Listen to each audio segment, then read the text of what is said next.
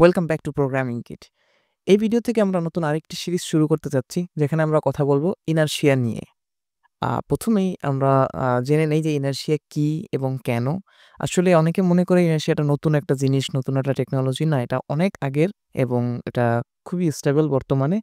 আর recently inertia 2.0 release হইছে অসাধারণ কিছু নতুন ফিচার নিয়ে। তাই মনে করতেছি এটা হচ্ছে গিয়ে পারফেক্ট সময় যখন যারা এখনো ইনারশিয়া সম্বন্ধে জানেন না, একেবারে নতুন, তাদের একটু দেখানো, বুঝানো যে তারা কত মজার জিনিস মিস করতেছে। সো তাই এই সিরিজে আমরা চেষ্টা করব ইনারশিয়ার একেবারে বেসিক থেকে শুরু করে টুকিটাকি যা কিছু আছে জাস্ট একটা মোটামুটি লেভেলের অ্যাপ্লিকেশন তৈরি করার জন্য যা লাগে এই খুঁটিনাটি বিষয়গুলো আমরা স্টেপ বাই স্টেপ দেখব। কিভাবে সেটআপ করতে হয় এবং প্রত্যেকটা স্পেশাল ফিচার কিভাবে ইউজ করতে হয়। সো সে সম্বন্ধে আমরা ধীরে, ধীরে দেখব। সো তার আগে আমরা যেটা করব, ১ম এ আমরা একটু হিস্ট্রি রিলেশন জেনে নেই যে মূলত ইনারশিয়া কি এবং এটা কিভাবে কাজ করে আর কেনই বা এটার আমাদের প্রয়োজন এই মুহূর্তে। কারণ এটা ছাড়াও অন্যান্য ওয়েতে আমাদের অ্যাপ্লিকেশন ডেভেলপ করার মেথড রয়েছে আরো অনেক আগে থেকে, যেগুলো আমরা খুব ভালোভাবে করে আসতেছি। কিন্তু এই মেথডে বা ইনারশিয়া দিয়ে আমরা কিভাবে একটু আমাদের ডেভেলপমেন্টটাকে আরেকটু বেটার করতে পারি, ডেভেলপমেন্ট লাইফটাকে বেটার করতে পারি। সো সে সম্বন্ধে আমরা জানার আগে সে সম্বন্ধে জানবো। সেক্ষেত্রে আমরা যেটা করব, একটা ছোট্ট হিস্ট্রি রিলেশন আ দেখে আসি।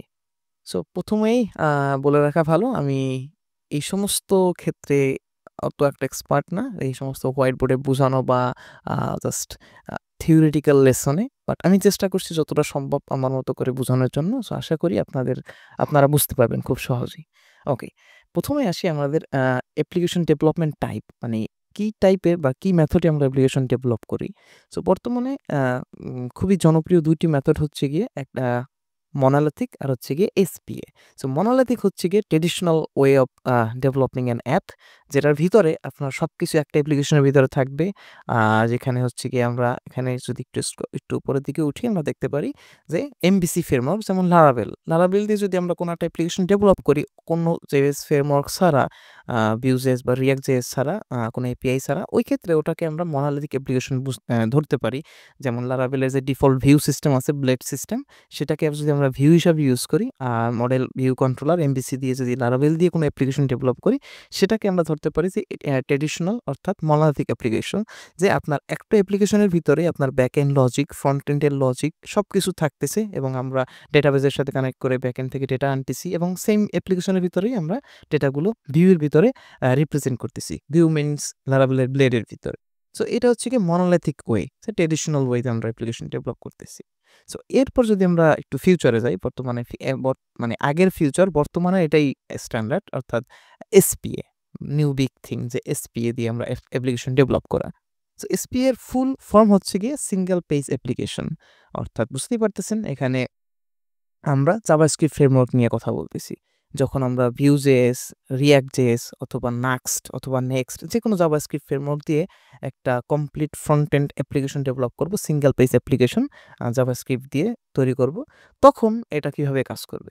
সো এসপি এর ক্ষেত্রে একটু ডিফারেন্ট। সেটা হচ্ছে গিয়ে আমাদের এখানেও ট্র্যাডিশনাল অ্যাপ্লিকেশন লাগবে, বাট সেটা হচ্ছে গিয়ে থাকবে ব্যাক এন্ডে, যেটা শুধুমাত্র আমাদের এপিআই সার্ভ করবে। যেমন আমাদের ফ্রন্ট এন্ডে যদি লক্ষ্য করি, আমরা ফ্রন্ট এন্ড অ্যাপ, এখানে আমাদের একটা ফ্রন্ট এন্ড অ্যাপ থাকবে যেটা React, Vue, Next, Nuxt whatever framework, যেকোনো ফ্রেমওয়ার্কে হতে পারে। এরপর আমাদের ফ্রন্ট এন্ড ফ্রেমওয়ার্ক তো শুধু ফ্রন্ট এন্ড হ্যান্ডেল করবে। সো এখন আমাদের ব্যাক এন্ড থেকে যে লজিক লাগবে, আমাদের ডেটা লাগবে, ডেটাবেজের সাথে কানেক্টিভিটি লাগবে, এই সমস্ত তো আমাদের ফ্রন্ট এন্ড অ্যাপ দিয়ে হবে না। সো সেক্ষেত্রে যেটা করতে হবে, আমাদের অ্যাপ্লিকেশনটাকে ২ ভাগে ভাগ করতে হবে। ফার্স্ট ভাগ হচ্ছে গিয়ে আমাদের ফ্রন্ট এন্ড অ্যাপ, যেখানে শুধুমাত্র ফ্রন্ট এন্ডের লজিক আ থাকবে, যেখানে আমরা সবকিছু ফ্রন্ট এন্ড রিলেটেড জিনিসপত্র থাকবে। আর অপরদিকে আমাদের ব্যাক এন্ডে থাকবে হচ্ছে গিয়ে আমাদের যে ব্যাক এন্ড লজিক, অর্থাৎ কন্ট্রোলার এবং ডাটাবেস কানেক্টিভিটি, মডেলস, এই সমস্ত নিয়ে কাজকর্ম।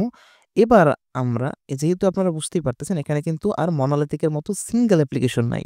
কমপ্লিটলি ২ টো আলাদা অ্যাপ্লিকেশন হয়ে যাচ্ছে। ফার্স্ট আমাদের ব্যাক এন্ড লারাভেল দিয়ে হতে পারে বা যেকোনো আদার ফ্রেমওয়ার্ক দিয়ে হতে পারে অথবা নরমাল ভ্যানিলা পিএইচপি দিয়ে হতে পারে। আর দিকে আমাদের ফ্রন্ট এন্ড, যেটাও যেকোনো জাভাস্ক্রিপ্ট ফ্রেমওয়ার্ক দিয়ে হতে পারে। এবার এই ২ জনের ভিতরে আমাদের কানেকশন করতে হবে, অর্থাৎ ফ্রন্ট এন্ড থেকে আমাদের ডেটা লাগবে যেটা আমাদের ব্যাক এন্ড থেকে আসবে। যেহেতু ২ টা কমপ্লিটলি সেপারেট অ্যাপ্লিকেশন, সো আমরা চাইলেই ব্যাকএন্ড থেকে ডেটা কিন্তু ফ্রন্ট এন্ডে পাস করে দিতে পারবো না, যেরকম আমরা পারছি মনালিথিকে।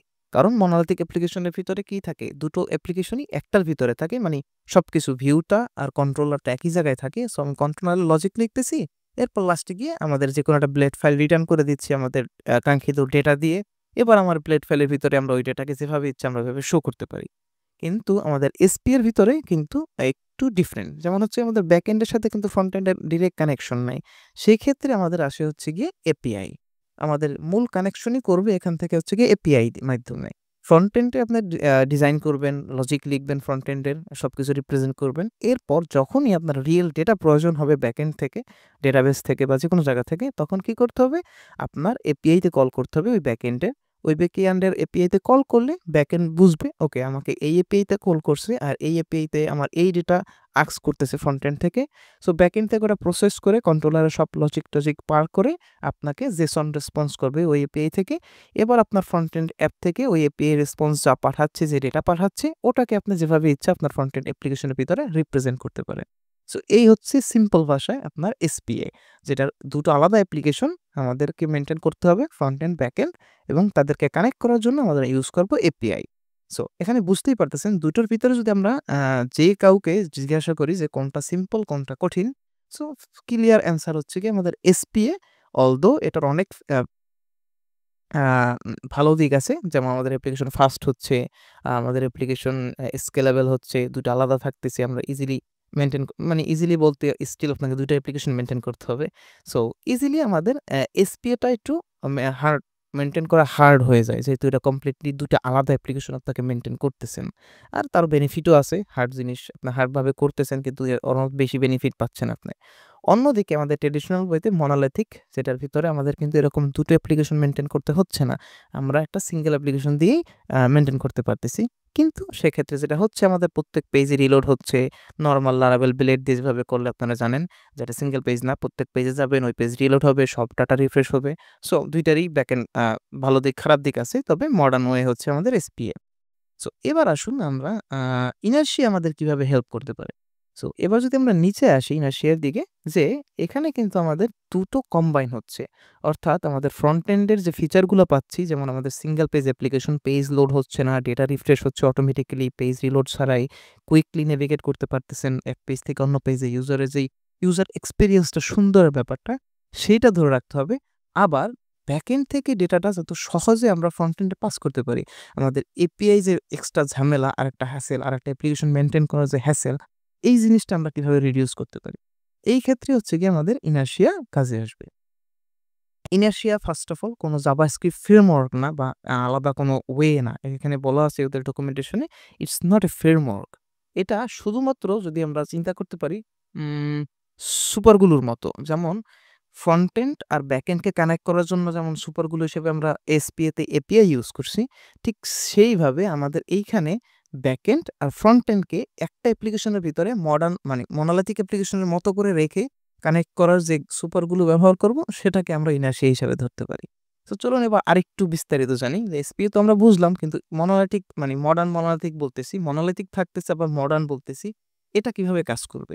সো এরখানে এর মেইন থিওরিটা হচ্ছে গিয়ে আমাদের ব্যাকএন্ডের যে লজিক, কন্ট্রোলার বা ডাটাবেজের কানেক্টিভিটির যে আমাদের যে স্ট্রং লজিক, সেগুলো আমাদের থাকবে অ্যাপ্লিকেশনের ভিতরে, এবং সাথে, সাথে আমাদের ট্র্যাডিশনাল যে ব্লেড অ্যাপ্লিকেশন লারাভেলের, ব্লেডের মাধ্যমে যে আমরা পেজ ভিউ করি, যেটা প্রত্যেক পেজ রিলোড হয়, এইটা বাদ দিয়ে যদি আমরা একটা ফ্রন্ট এন্ড ফ্রেমওয়ার্ক ঢুকিয়ে দিতে পারি মনোলিথিক অ্যাপ্লিকেশনের ভিতরে, যেটা একেবারে বিহেভ করবে এসপি এর মতো, কিন্তু কাজ করবে আমাদের মনোলিথিকের মতো।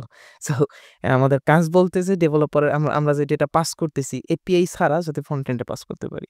সো সেটাই কম্বাইন করছে, ইউজ করবে আমাদের, কম্বাইন করতে সাহায্য করবে আমাদের ইনার্শিয়া।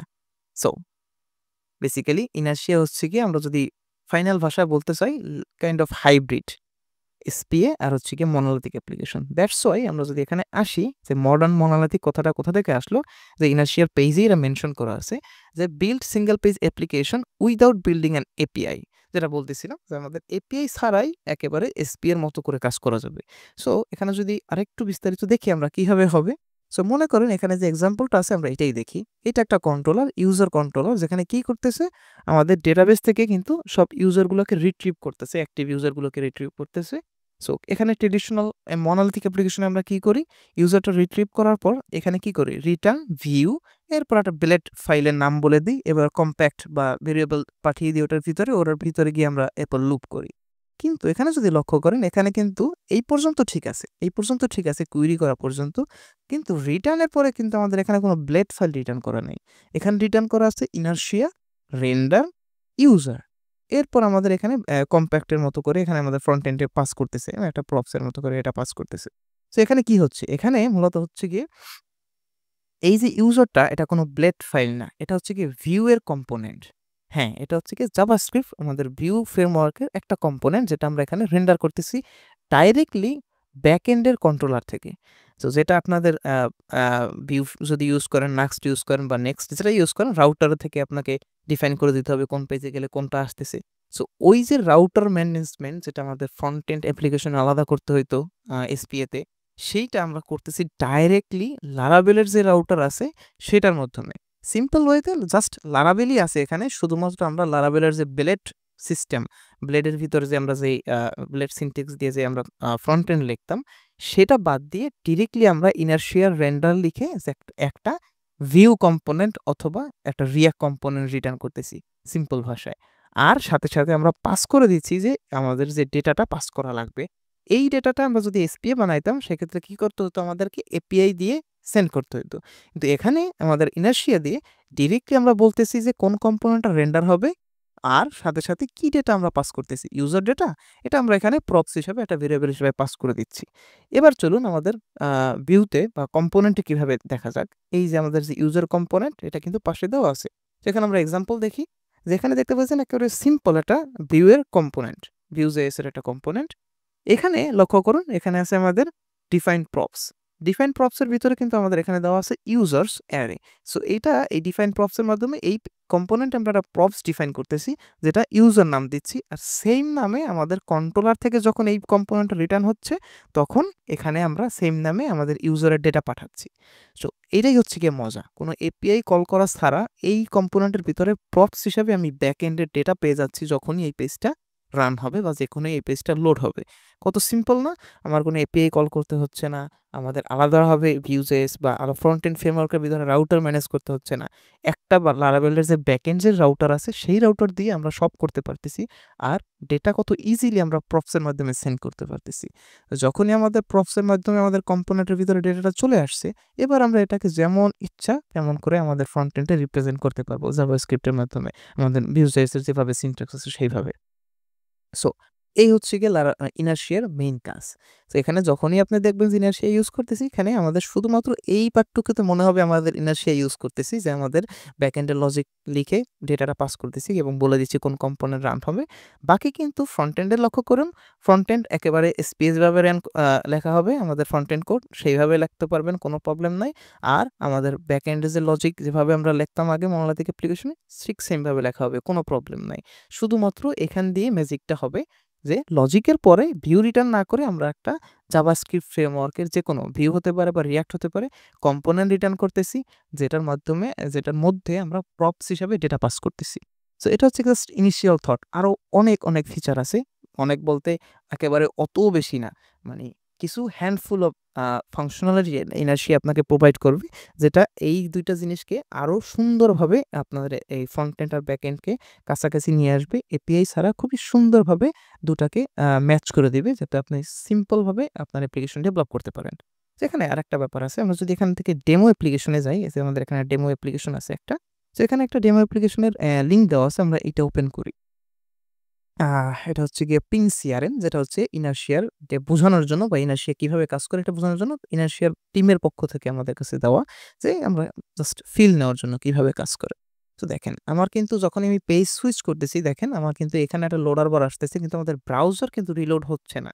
আমি যদি ব্রাউজার রিলোড দেই, দেখেন আমার এখানে কিন্তু রিলোড হচ্ছে, কিন্তু যখনই আমি ইনার্শিয়ার ভিতরে চলে আসতেছি, পেজ সুইচ করতেছি, এটা অ্যাক্ট করতেছে as a single page application, SP এর মতো ফিল হচ্ছে। কিন্তু আমি যদি এখান থেকে আমার কনসোল ওপেন করি, দেখবেন যে এখানে কিন্তু কোনো এপিআইও ইউজ হচ্ছে না। আমি যদি এখানে আসি, এখান থেকে পেজ চেঞ্জ করি, দেখেন আমার কিন্তু কোনো ধরনের এপিআই, কোনো ধরনের ফেচ, কোনো ধরনের এপিআই রিকোয়েস্ট আমার এখান থেকে সেন্ড হয় নাই। কিন্তু যখনই আমি এদিকে আসতেছি দেখেন আমার কিন্তু ডেটা কিন্তু ঠিকই আসতেছে। কোনো ধরনের এপিআই রিকোয়েস্ট ছাড়া। কিভাবে আসতেছে? ঠিক এইভাবে আমরা একটু আগে যেভাবে দেখলাম যে ব্যাকএন্ড থেকে আমাদের সব লজিকের পরে ডেটা সহকারে এই কম্পোনেন্টটা রিটার্ন করতেছে, যার ভিতরে আমরা ডেটা পাস করে দিচ্ছি। সো এবার আমরা যেমন ইচ্ছা সেমন আমরা ফ্রন্ট এন্ড ডেভেলপ করতে পারবো একেবারে ইজিলি ব্যাকএন্ড আর ফ্রন্ট এন্ড পাশাপাশি রেখে। সো আশা করি আপনারা কিছুটা হলেও আইডিয়া আসছে ইনারশিয়া কি জিনিস বা কিভাবে কাজ করে এটা। সো আমরা আরো ক্লিয়ার করব ধীরে, ধীরে যত খুঁটিনাটি বিষয় আছে প্রত্যেকটা জিনিস, প্রত্যেকটা আ ফিচার স্টেপ বাই স্টেপ আমরা যাবো এবং সে সম্বন্ধে বিস্তারিত জানার ট্রাই করব যাতে এন্ড অফ দিস সিরিজ আপনি ইনারশিয়া দিয়ে, লারাভেল দিয়ে আর যেকোনো একটা ফ্রন্ট এন্ড ফ্রেমওয়ার্ক দিয়ে খুব ইজিলি আপনার কাঙ্ক্ষিত অ্যাপ্লিকেশন এসপিএ বানাতে পারেন সোজা কথা। সো এই ভিডিওটা এই পর্যন্তই। আশা করব পরের ভিডিও থেকে আমরা যেটা করব বলে নেই সেটা হচ্ছে গিয়ে ডিরেক্টলি আমরা কোডে step by step inertia setup করব। ইনিশিয়ালি কিভাবে লারাভেলের সাথে ইনারশিয়া সেটআপ করতে হয়, প্রত্যেকটা front end setup, back client side setup সবগুলো দেখব। এরপর just page navigation all the feature আমরা স্টেপ বাই স্টেপ দেখব। সো আশা করি এটা আপনাদের অনেক উপকারে আসবে আর আপনারাও খুবই এনজয় করবেন পুরো সিরিজটা। সো এই ভিডিওটা এই পর্যন্তই। Thank you for watching. By the way যারা দেখতেছেন আর যারা আপনার কলিগ আছে বা ডেভেলপার ফ্রেন্ড আছে, যারাও আপনার মতোই অর্থাৎ ডেভেলপার, এই সমস্ত ভিডিও তো সবাই দেখে না, যারা ডেভেলপার তারাই দেখবে। সো অবশ্যই, অবশ্যই আপনার ডেভেলপার ফ্রেন্ডকে রেফার করবেন, শেয়ার করে দিবেন যাতে তারাও শিখতে পারে। আমরা সবাই একসাথে শিখতে পারি। ইয়াহ এই ভিডিওটা এই পর্যন্তই। Thank you for watching. আল্লাহ হাফেজ।